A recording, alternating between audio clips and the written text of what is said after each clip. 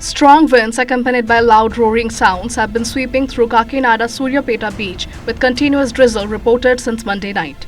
The situation has intensified gradually as Cyclone Montha approaches the Andhra Pradesh coast.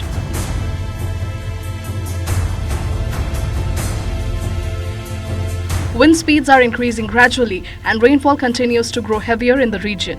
According to reports, strong winds have already led to asbestos roofs being blown away in certain areas, while large trees were seen swaying violently under the impact. Officials have expressed concern that the forceful swinging could cause branches or even entire trees to break as the cyclone gets closer. In response, the local administration has restricted public movement around the beach area to prevent any untoward incidents.